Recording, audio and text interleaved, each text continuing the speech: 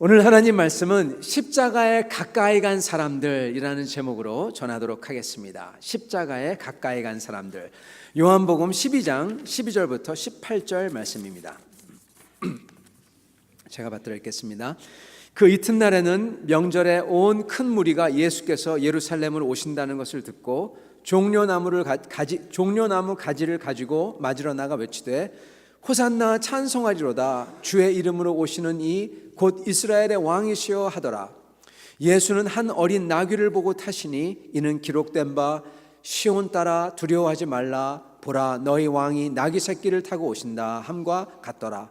제자들은 처음에 이 일을 깨닫지 못하였다가 예수께서 영광을 얻으신 후에야 이것이 예수에 대해서 기록된 것임과 사람들이 예수께 이같이 한 것임이 생각났더라. 나사로를 무덤에서 불러내어 죽은 자 가운데서 살리실 때 함께 있던 무리가 증언한지라. 이에 무리가 예수를 맞음은 이 표적 행하심을 들었음이로라. 아멘. 말씀을 위하여 잠깐 같이 기도하도록 하겠습니다.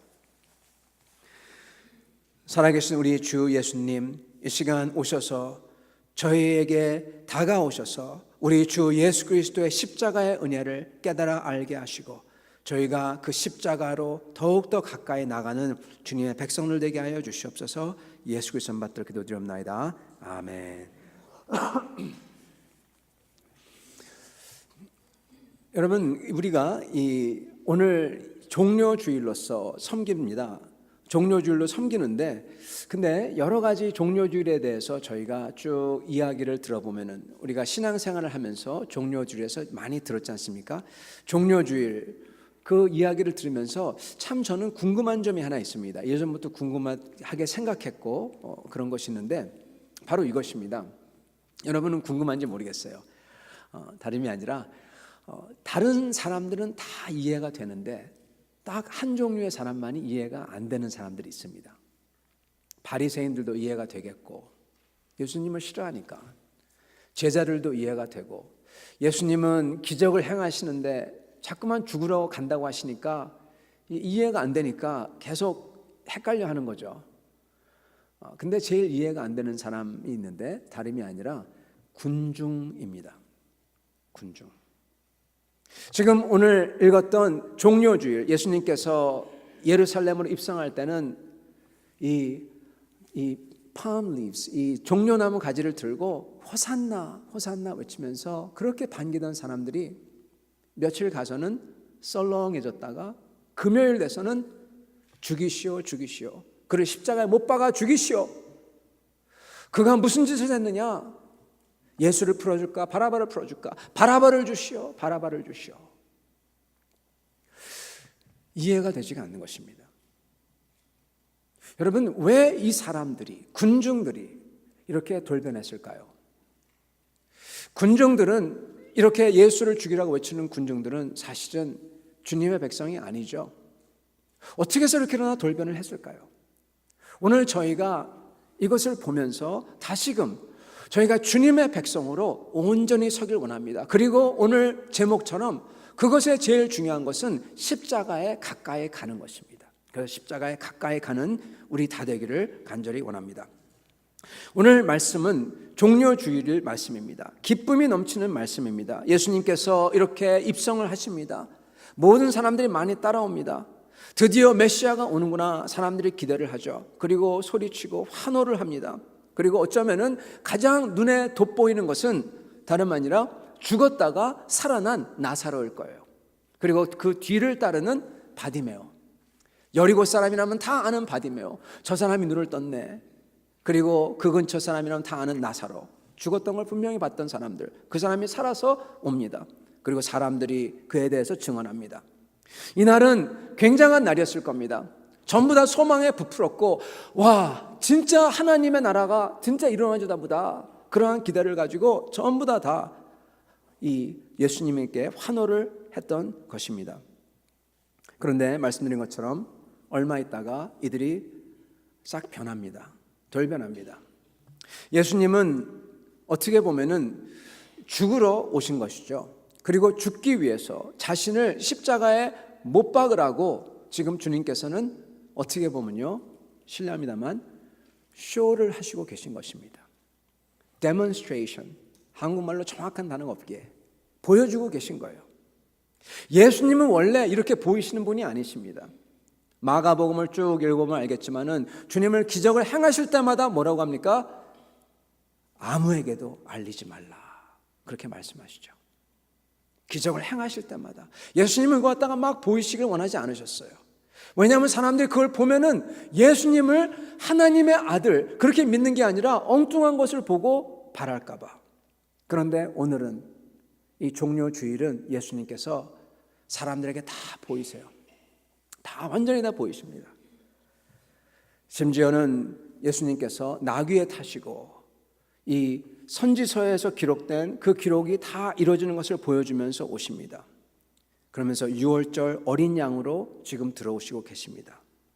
어떻게 보면은 주님은 지금 마지막으로 공식적으로 자기가 누군지 온 이스라엘 사람들 앞에 보여주고 계신 거예요. 그리고 그들의 군중들이 환호를 하고 수많은 사람들이 많으면 많을수록 그들이 환호를 하면 할수록 권력을 가진 사두개인과 바리새인들은 예수를 더욱더 증오하고 그를 죽이려 한다는 것도 알고 있었습니다. 지금 어떻게 보면 예수님은 자기를 이번 주간 안에, 유월절 주간 안에 죽이도록 만들고 계신 것입니다. 이미 산헤드린에서, 산헤드린이라고 불리는 그 유대인의 공회에서 그들은 이미 결정을 했습니다. 예수를 잡아 죽이기로. 근데 뭐라고 하죠? 유월절 기간에는 안 돼. 이때 말고. 그렇게 결정을 했어요. 왜 안 되냐? 사람들이 너무 많아. 보는 눈이 너무 많아. 여기서 예수를 잡아 죽이면 큰일 나. 그래서 잡아 죽이지 않기로 결의를 했던 것입니다. 그러나 예수님은 유월절 기간에 죽으려고. 그게 하나님의 스케줄이에요. 왜 유월절 기간에 죽어야 되죠? 유월절에 죽임을 당하는 어린 양, 모든 어린 양을 다 합쳐도 안 되는 인간의 모든 죄를 씻기 위해서 하나님의 어린 양이 유월절에 죽으셔야 되기 때문에 그 스케줄을 따라서 지금 자기를 죽이게끔 만들고 있는 겁니다. 산헤드린이 결정했던 유월절에는 안 돼, 이것을 뒤집어 엎는 거죠. 죽일 수밖에 없게 만드는 것이죠. 12절에 보면 이튿날에는 명절에 온 큰 무리가 예수께서 예루살렘으로 오신다는 것을 듣고 종려나무를 가지고 맞으러 나가 외치되, 그렇게 얘기합니다. 예수님께서 이제 예루살렘에 들어오실 때 그 광경을 한번 상상을 해봐야 됩니다. 이렇게 조그만 이 나귀를 타고 오는 게 어떻게 보면 우스꽝스럽지만은 근데 그게 전혀 우스꽝스러운 게 아니었습니다. 왜냐하면 예수님이 들어오실 때 예수님을 따르는 많은 사람들이 있었어요. 여러분 생각해 보십시오. 베다니에서, 예루살렘에서 얼마 떨어지지 않은 베다니에서 마르다와 마리아와 나사로의 집에서 나사로가 죽은 것을 알았고 나사로가 살아나는 것을 봤던 사람들, 그래서 거기에 예루살렘에서부터 와가지고 그걸 목격했던 사람들, 그 사람들이 다 따라오고 있어요. 뿐만 아니라 갈릴리에서 예수님께서 사역을 하셨을 때 아무것도 없는 데서 사람들이 3일 동안 굶어서 어떻게 할 수가 없을 때 주님은 떡과 생선 5병이어로서 남자만 5,000명을 거기서 먹이십니다. 다 놀라죠. 5,000명 플러스가 여자 아이들 합치면 수많은 사람 따르고 있었어요. 예수님께는 또 7,000명을 또 먹이십니다. 많은 사람들이 주님을 지금 따르고 있는 것입니다. 더군다나 예루살렘에 오는 관문인 여리고에 도착했을 때 그 여리고 성문 앞에 앉아 있었던 소경 바디메오, 그가 눈을 뜨고 펄쩍 일어나서 겉옷을 벗어던지고 예수님을 따르는 것, 여리고 사람은 다 봤어요. 누군지 알죠? 저 사람 바디메오 아니야? 그 사람이 뒤를 따르고 모든 사람들이 지금 예루살렘으로 지금 따르고 있는 것입니다. 그리고 이 모든 사람들 그걸 보면서 예수는 메시아구나 생각하고 지금 따라요. 그랬을 때 주님이 들어갔을 때 또한뿐만 아니라 거기서 사람들이 이 소문을 듣고 나옵니다. 예수님께서 올라가고 있고 어쩌면은 5,000명, 어쩌면은 그 이상의 사람들이 따르고 있고 거기서 사람들이 맞이하여 나옵니다. 당시 예루살렘, 당시 유월절 당시에는요, 저희가 얼마나 많은 사람들이 있었는지는 기록이 안 나옵니다. 그러나 유월절 당시에 일주일 동안 얼마나 많은 양들을 잡았는지는 기록에 나와요. 일주일 동안에요. 글쎄 양을 요세푸스에 따르면 그 당시에 따르면요 25만 7천 마리를 잡았대요. 일주일 동안에 25만 7천 마리. 여러분 양 한 마리 혼자서 다 먹지 않습니다. 나눠 먹죠. 4명, 10명 보통 그렇게 먹어요. 귀한 거거든요. 이 말은 고정 인구는 모르지만 유동 인구로 보면은 대략 그 6월절 기간에는 100만 명에서 200만 명이 예루살렘에 왔다 갔다 했다는 거예요. 상상해 보세요. 그 많은 사람들. 여러분 요즘 사우디아라비아에 보면 메카가 있죠. 거기 와서 사람들 꽉 채워서 절하죠. 그걸 생각하면은 좀 이해가 쉽습니다. 어쩌면 그것보다 더 많았을지도 몰라요. 그 많은 사람들이 예수님이 오신다니까 길에 쏟아져 나온 거예요. 뒤에서는 그 많은 사람이 따르고 그 많은 사람들이 종려나무를 가지고 외치면서 호산나 호산나 외치는 겁니다. 대단하죠. 앞에서 옷을 벗어서 깔고 스가랴서 9장 9절처럼 능력의 메시아가 겸손하게 말이 아니라 나귀를 타고 입성하는 거예요. 그 당시 그 자리에서 그 느낌이 그 어떻게 보면은 그 환호가 얼마큼 대단했는지 가히 상상이 가는 장면입니다. 그 6월절에 왔던 사람들은 그들은요 왕을 기다리고 있었습니다. 한때 유대를 지배했던 헬라인들과 같이 싸워서 독립을 시켰던 사람이 있습니다. 그 사람은 제사장으로서 마카베우스라고 불리던 사람입니다. 근데 이번에는 헬라보다 더 센 로마가 그들을 지배하고 있어요. 그리고 제사장이지만 군대로 이긴 마카베우스처럼 그런 군사력으로 이기는 게 아니라 이번에는 예수라는 사람은 초자연적인 능력으로서 5천 명을 먹이고 그런 사람이니까 초자연적인 능력으로 로마를 싸워서 이기는 것을 기대하고 있는 겁니다. 다윗같이 싸우는데 초자연적인 능력으로. 여러분 이거를 지금 기대하고 있는 거예요. 그러면서 사람들이 외치고 있는 겁니다. 그러면서 13절에 보면은 종려나무가지를 꺾어서 맞으러 나가서 외쳤다 그렇게 얘기합니다. 종려나무가지가 뭐냐? 여러 가지 뜻이 있지만요. 이거는 유대인들의 월계관이라고 생각하면 아주 쉽습니다. 여러분 월계관 아시죠? 예전 올림픽에서 승리하는 사람에게 월계관을 씌워주죠. 네, 그죠? Laurel leaves, 그죠? 월계관을 쓰죠. 이거는 승자라는 뜻입니다. 로마에서 승리한 장군이 입성할 때 그 장군 마차 뒤에 그 노예가 서가지고 월계관을 이렇게 들고 있어요. 여러분 월계관으로서 승리를 상징했던 겁니다. 유대인들은 월계관이 아니라 바로 이 야자수 나무, 이 종려나무 잎사귀죠. 이걸로 셌던 거예요. 즉 승리를 뜻하는 겁니다. 왕의 승리, 이긴 왕의 승리. 그래서 기쁨, 그래서 구원. 그렇게 이어지는 것입니다. 요한계시록 7장 9절에도 보면은 마지막 때 우리 주님이 다시 오실 때 성도들이 종려나무 가지를 들고 주님을 맞이한다고 나옵니다. 승리하신 주님을 기뻐하는 거죠. 구원을 기뻐하는 거죠. 즉 이 말은 이 모든 사람들은 예수님을 승리한 왕으로 지금 맞이하고 있는 거예요. 승리와 기쁨과 구원을 줄 왕. 그래서 로마를 이기려면 이스라엘 군대 전체를 동원해도 못 이기는 로마. 왜냐하면 로마가 그 당시에 세계 전체니까. 그래서 초자연적인 기적을 행하는 메시아만 되고 그걸 예수에게서 찾은 겁니다. 그리고 뭐가 증거냐? 뒤따르는 나사로와 바디메오가 그의 증거고요. 그죠? 17절 나사로를 무덤에서 불러내어 죽은 자 가운데 살리실 때 함께 있던 무리가 증언한지라 이에 무리가 예수를 맞음은 이 표적 행하심을 들었음이로라. 그게 증거예요. 그래서 예수를 이렇게 맞이합니다. 옷을 나귀 앞에 깔면서 레드 카펫이죠. 국가 원수를 맞은 레드 카펫. 종려나무 왕이 승리하여 입성하는 것을 상징하면서 그러면서 외치는 게 호산나 호산나. 호산나라는 말의 뜻은요 지금 우리를 구원하소서라는 뜻입니다. 우리를 지금 구하소서, 지금 구하소서, 지금 구하소서, 지금 구하소서 막 외치고 있어요. 초자연적인 능력을 가지신 하나님의 왕이시여, 주의 이름으로 오시는 이스라엘의 왕이시여, 그 뜻은 초자연적으로 오시는 능력을 가진 이스라엘의 왕이시여, 지금 구하소서, 지금 구하소서. 여러분, 이 말은 어떻게 요즘 말로 얘기하자면은 지금 혁명하소서, 그 뜻과 마찬가지예요. 지금 하소서, 그 뜻입니다.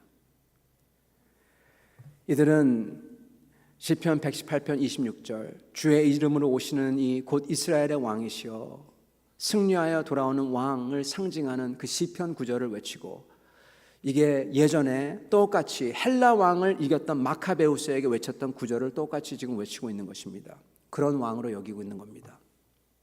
이렇게 예수님을 환호했던 사람들이 예수님을 다 버립니다. 무관심해지고 금요일이면 그들을 예수를 죽이라고 얘기하고 예수를 증오합니다. 호산나 구원하옵소서, 구하옵소서 외치던 사람들이 대체 왜, 어떻게 해서 이렇게 되었을까요? 이 사람들의 변덕을 어떻게 이해해야 될까요? 이 군중의 변덕스러운 모습이 가장 슬픈 대목입니다. 여러분, 제자들처럼 혼동되었다, 이해가 돼요. 헷갈릴 수밖에 없죠. 능력의 주님이 죽으신다고 하니까 이해가 안 되는 겁니다. 아직은. 여러분, 위선적인 이 지도자들, 사두개인과 바리새인들, 그들도 이해가 됩니다. 기적을 보고 예수님의 능력과 지혜를 다 봤는데도 자기들이 거짓과 위선을 인정해야 되니까, 자기들이 가르친 것과 말한 게 다 무너질까 봐 자백하고 회개해야 되는데 그걸 못하고 끝까지 자기들의 리더의 지위를 지키기 위해서 어떻게든 예수를 입을 막고 죽이려고 합니다. 그것도 이해가 갑니다. 이미 양심이 화인 맞은 사람들이잖아요. 자기들의 체면과 지위를 지키기 위해서는 뭐라도, 심지어 하나님마저도 버리는 사람들이니까. 그러나 이 군중들의 변덕스러움은 어떻게 이해해야 될까요? 그것도 한때는 예수님을 반기고 좋아하고 심지어 믿는 것 같았던 사람들이 180도 바뀌는 것을, 이 모습을 볼 때 항상 이 모습을 보면서 옷깃이 여며집니다. 왜냐하면 혹시 내가 그런 사람이 아닐까 두렵기 때문이죠. 여러분, 그들의 특징이 있습니다. 먼저 그들은 기적을 보고 표적을 보고 그것을 바랬습니다. 17절 18절, 나사로를 무덤에서 불러내어 죽은 자 가운데서 살리실 때 함께 있었던 무리가 증언한지라, 이에 무리가 예수를 맞음은 이 표적 행하심을 들었음이로라. 여러분, 이게 그들이 어떤 사람들인지 알려줍니다. 이들은 예수님 자체에 대해서, 예수님에 대해서 관심 있는 게 아니라 예수님이 하시는 기적에 대해서 관심이 있었던 겁니다. 여러분, 기억나십니까? 사람들이 예수님께 와서 항상 묻는 게 어떤 표적을 보이시리까? 어떤 표적을 보이시리까? 계속 묻습니다. 예수님은 그들을 보시고 하신 말씀이 악하고 음란한 세대여, 이 요나의 표적밖에는 보여줄 것이 없다, 그렇게 말씀하시죠. 여러분, 이 사람들은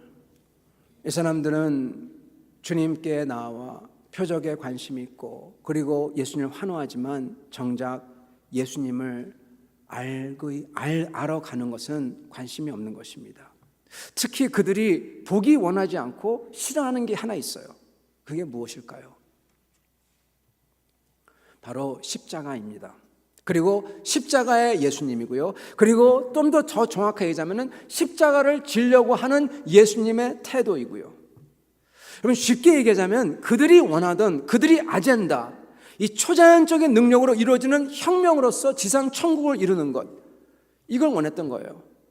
여러분, 지금도 역사를 보면은 수많은 사람들이 다 이것을 원하고 이것을 약속을 하고, 그건 거짓말이죠. 그리고 거기에 속아서 정말 비참한 일이 많이 일어납니다. 프랑스 왕족이 없어지고 농민들이 지상 천국을 이루겠다고 한 사람들, 우월한 아리안 민족만의 지상 천국을 이루겠다는 사람들, 세계 노동자만의 지상 천국을 이루겠다는 사람들, 못 살던 사람들의 지상 천국을 이루겠다는 사람들 수많이 있었죠. 이것을 바라고 이런 것을 약속했던 사람들이 있었습니다. 그들의 아젠다는 이것을 이루지 않으면, 그들의 아젠다를 이루지 아니하면 어떻게 되죠? 폐기 처분되는 거예요. 이걸 이루기를 거부할 때 그걸 보면서 사람들의 환호와 그 외침이 경멸과 악독이 되어버리는 것입니다. 그게 안 될 때, 실망이 될 때 미움으로 변해버리는 거죠. 그들이 바라던 정반대의 모습이 뭐냐? 바로 십자가를 지시기 원하시는 하나님의 메시아인 것입니다. 더군다나 우리가 읽지는 않았지만은 헬라인이 와서 예수님을 만나길 원해요. 헬라인들이 와요. 이방인들이 찾아오는 메시아. 아니, 로마와 헬라인들을 다 없애버리고 배척하고 그리고 유대인의 왕국을 세워야 되는데 그들이 찾아오는 메시아라니 말도 안 되는 메시아죠. 이런 사람들은 자기들이 보기 원하는 기적을 보기 원하고 자기들이 원하는 증표를 보기 원합니다. 거기서 더 이상 발전이 없습니다. 물론 진짜 주님을 믿는 사람들도 기적 때문에, 기적으로 인해서, 증표로 인해서 예수님을 믿기도 합니다. 그러나 그런 분들도 또는 그런 기적을 보지 못한다는 분들도 전부 다 믿는 사람이라면요, 전부 다 기적의 끝에 있는 주님의 사랑 때문에 놀라서 주님을 진짜 믿게 돼요. 모든 기적도 그 기적이 보여주는 것은 그 크신 하나님이 나 같은 이런 자를 사랑한다, 그것이 보이는 겁니다. 그래서 은혜에 너무 놀랍고 고마워서 주님을 믿고 따르게 되는 거죠. 내가 아는 모든 분들은 그렇습니다. 다 이 주님의 기적의 끝에 있는 은혜 때문에 감격하여 주님을 믿고 따르게 되는 것입니다. 제가 아는 한 분은 불치의 병에 걸렸었는데 주님 앞에 나아가서 치유를 받았어요. 치유를 받았는데 그 치유를 받은 다음에 그분의 느낌이 뭐냐? 나 같은 사람을 어떻게 이렇게 하나님이 나를 살려줬냐? 그 감사가 너무나 커가지고 그분이 그렇게 결정을 했답니다. 자기는 자기의 인생을 이제는 주님을 위해서 사는데 나는 주님을 위해서라면 어디든지 심지어 불구덩이에도 내 자신을 던지겠다. 그렇게 약속을 하셨대요. 누가복음의 17장 11절부터 19절에 이러한 이야기가 나옵니다. 주님 앞에 10명의 나병 환자들이 나타납니다. 우리를 불쌍히 여기소서 외칩니다. 주님께서 보시고 가셔서 그들을 만져주시고 그들을 치유해 주십니다. 좋아서 전부 다 막 환호하면서 다 가요. 그런데 얼마 있다가 2명이 다시 돌아와요. 사마리아인들이 그것도 돌아옵니다. 예수님 발 앞에 무릎을 꿇습니다. 왜요? 고맙기 때문에, 주님께 감사하려고. 여러분, 이게 주님을 경배하는 겁니다. 주님을 알려고 하는 것입니다. 기적을 입은 다음에 할렐루야 한 다음에 돌아서면 끝이에요. 잊어버려요. 그러나 진짜 주님의 은혜를 입은 사람들은 감사하고 감격하여서 어떻게든 그 감사를 표현하려고 주님 앞에 나오는 거예요. 그 2 사람을 보시고 주님께서 너희가 구원을 받았도다, 그렇게 말씀을 하세요. 여러분, 진짜 믿는 사람들은 주님의 기적을 보고 표적을 보며 주님을 알고 싶어요. 여기에 나오는 헬라인들도 주님을 알고 싶어합니다. 믿고 싶어합니다. 관심이 주님이 나에게 주실 것에 있지 않고 주님이 누군지 그분에게 있어요.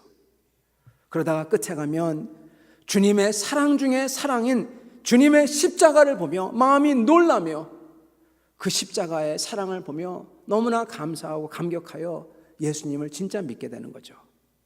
그러면서 부활의 소망이 생기는 거죠. 여러분, 처음부터 부활을 봤다고 하더라도, 나사로를 봤다고 하더라도 그게 아무 쓸데가 없어요. 십자가가 없다면. 처음부터 부활을 보고 부활 때문에 믿는 게 아닙니다. 여러분, 기적 중에서 제일 기적이 부활이겠죠.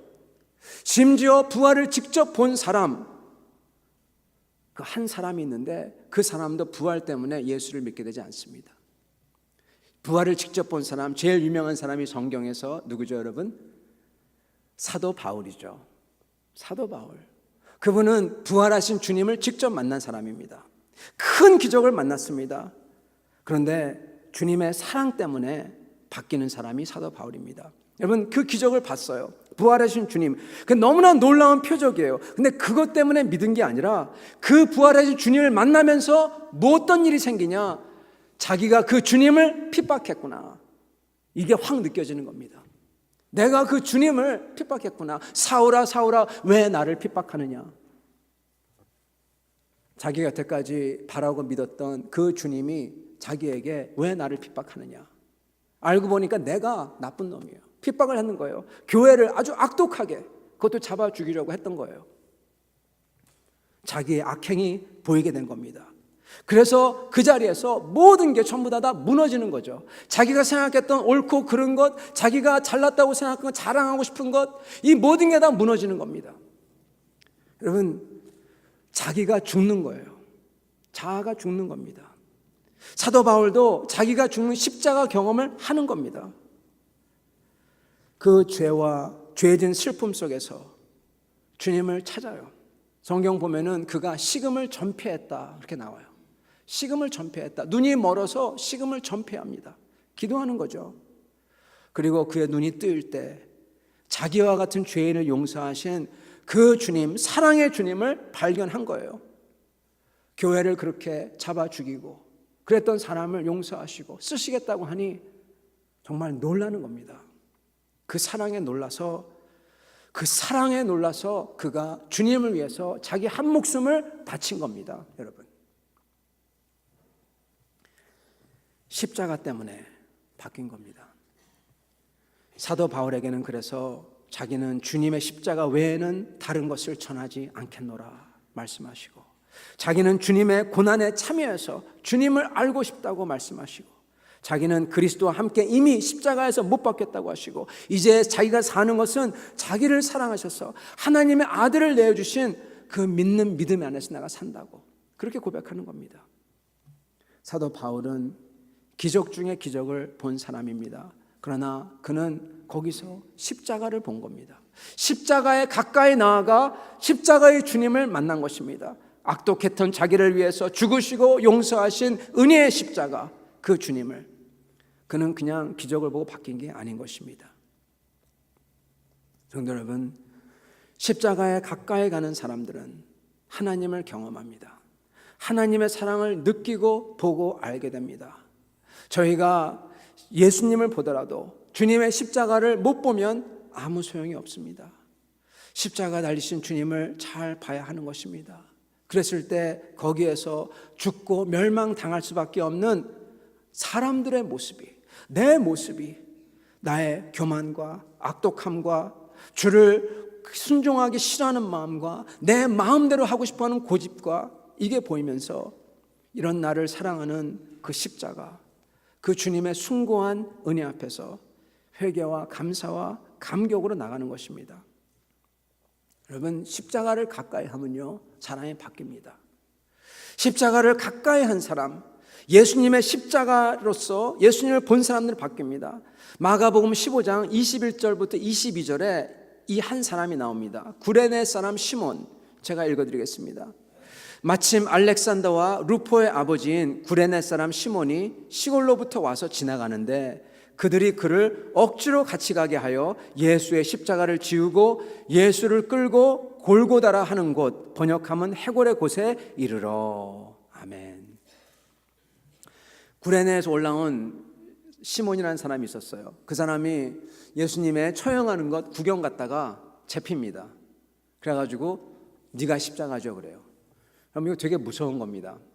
십자가를 갖다가 지고 가라고 막 그러는데 예수님 막 그냥 채찍으로 때리고 자기가 지금 지잖아요. 자기도 채찍도 맞을 수도 있지만은 끝에 가서 예수님이 아니라 자기를 헷갈려가 자기를 십자가에 박으면 어떻게 해요? 이건 약간 좀 상상이지만 제 상상입니다. 하여튼 간에 되게 무서웠겠다 생각이 듭니다. 십자가를 지고 갑니다.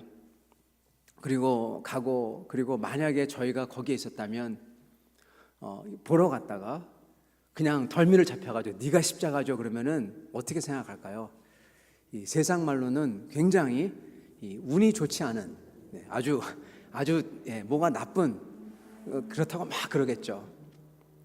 이 사람은 그렇게 해서 십자가를 집니다. 자기가 원치 않았어요. 무서운 십자가, 처형당하는데 그런 살벌한 분위기 속에서 자기가 지고 갑니다.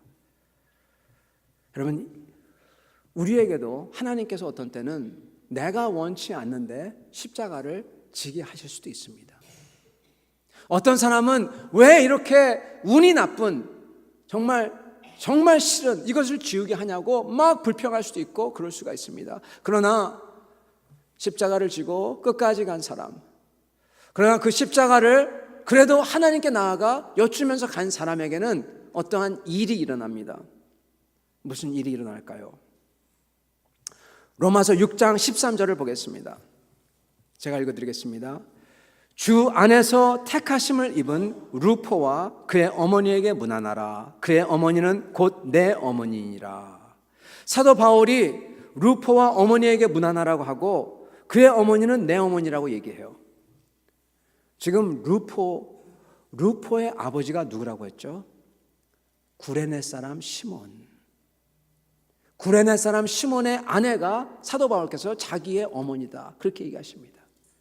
여러분, 이 말은 시몬의 아들인 루포는 하나님의 사람이 되었고 시몬의 아내인 그 아내도 하나님의 사람이 되었다는 겁니다. 어떻게 해요? 아버지 시몬이 믿었기에. 구레네 사람 시몬은 십자가를 지면서 뭔가를 본 것입니다. 자기가 원치 않은 십자가라도 그 십자가를 지면서 예수를 보면서 그 속에 변화가 있었던 겁니다. 또 한 사람이 여기 나옵니다. 마가복음 15장 39절에 백부장이 나옵니다. 제가 읽어드리겠습니다. 예수를 향하여 섰던 백부장이 그렇게 숨지심을 보고 이르되 이 사람은 진실로 하나님의 아들이었도다 하더라. 여러분, 이 백부장은 이방인입니다. 이 사람은 예수님이 십자가에 못 박힐 때부터 숨지실 때까지 다 봤어요. 주님의 모든 그 모습을 다 보고 말씀을 다 들었습니다.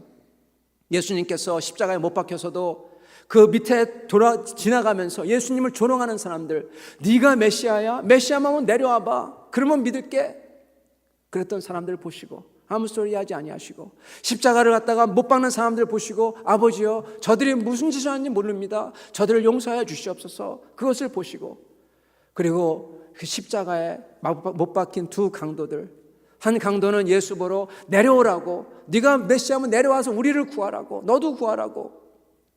그러나 한 강도는 그것을 보면서 우리는 죄를 졌지만 이분은 죄를 진 분이 아니라고, 그러면서 예수여 당신이 천국에 가실 때 나를 기억하여 주옵소서. 그러니까 예수님께서 오늘 내가 나와 함께 낙원에 있으리라, 그 말씀을 다 보고 들었던 백부장입니다. 그가 하는 말이 끝에 예수님께서 죽으실 때 이 사람은 진실로 하나님의 아들이었도다. 주님의 십자가를 보며 십자가에 달리신 예수님을 보면서 이 사람은 그 예수님이 하나님이 어떤 분인지 알게 된 거예요. 그 속에서 엄청난 역사가 일어난 것입니다. 사랑하는 성도 여러분, 우리 주님은 십자가를 그냥 지신 게 아닙니다. 주님이 달리신 십자가는 끔찍한 십자가입니다. 주님은 십자가를 무서워하지 않으셨습니다. 주님은 감정 없이 그냥 하나님으로서 아무런 것처럼 아닌 것처럼 그냥 십자가를 지지도 않으셨습니다. 주님은 사람으로서 십자가를 지셨어요. 모든 인간을 대표해서. 주님이 죽으신 건요, 크리스찬처럼 죽은 게 아닙니다. 크리스찬은요 두려워하지 않아요. 진짜 크리스찬은 죽음을 두려워하지 않습니다. 그죠? 우리에게는 소망이 있기 때문에. 주님은 그게 아니라 그렇게 죽으시지 아니하시고, 주님은 크리스찬이 아닌 사람처럼 이 세상의 모든 죄인들이 지옥에 떨어지는 그러한 맛을 보면서 죽으신 거예요. 소망 없이 하나님에게 영원히, 하나님이 하나님 아버지에게 심판을 받는, 말도 안 되는 그러한 것을 당하시면서 그 절망 가운데, 그 고통 가운데 죽으신 것입니다. 그는 심판받는 자로서 끔찍함을 느끼시며 죽으신 거고, 그렇기 때문에 주님께서는 겟세마네 동산에서 3번씩이나 그렇게 기도를 하신 거예요. 죽음이 고통스러워가 아니라 그 끔찍함을 때문에. 그는 진짜 사람이셨고 우리를 위해 죽으셨습니다. 그는 모든 아픔을, 고통을 다 느끼셨고 이 근육의 찢어짐을 다 느끼시고 살이 찢어지는 것을 다 느끼셨고 이 얼굴에 뾰족한 가시면류관이 꽉 눌렀을 때 그 아픔을 느끼시고 그 뼈 마디마디가 이 뽑히는 것을 느끼고 그 속에 있는 장기가 완전히 그 숨을 쉴 수가 없어가지고 그러는 것을 다 느끼시고 그 피 흘리는 그 피를 닦을 수 없는 데서 파리들이 앵앵거리면서 막 달려드는 것을 느끼시고 그가 벌거벗겨짐을 당하여서 그 창피함과 그것을 다 느끼시고 목이 말라서 정말 입술이 말라붙어가지고 만족할 수 없는 그 갈증을 다 느끼시면서 그러시면서 세상의 죄가 자기에게 덮여 씌워진 것을 느끼시면서 십자가에서 죽으신 것입니다. 어린 양으로서. 우리는 이 주님을 알 때 저희는 하나님의 은혜를 알 수가 있는 것입니다. 진짜 하나님을 알 수가 있는 것입니다. 이 사실을 아무도 몰랐지만 십자가를 보면서 이 모든 것을 당하신 하나님의 아들의 사랑과 은혜와 거룩함을 보는 이방인인 백부장, 그는 하나님의 아들이라고 고백합니다. 사랑하는 성도 여러분, 우리는 과연 어떤가요? 우리도 혹시 내 목적을 위해서 주님을 믿지는 않았나요? 우리는 십자가를 한번 예수를 믿은 다음에 멀리하고 가까이 간 적이 더 이상 없지는 않나요? 우리는 사도 바울처럼 십자가에 가까이 가서 주님의 사랑과 은혜를 받아야 됩니다. 그래야지 진짜 하나님을 계속 만날 수가 있고 진짜 하나님의 사랑을 받을 수가 있어요. 나머지는 다 부수적인 사랑이에요. 그러나 십자가에서 흘리신 그 사랑을 저희가 알고 느낄 때 하나님의 제일 중요한 사랑을 받는 것입니다. 사랑하는 성도 여러분, 이러한 사랑을 받으시는 여러분과 저가 다 되시기를 예수님으로 축원합니다. 같이 기도하겠습니다.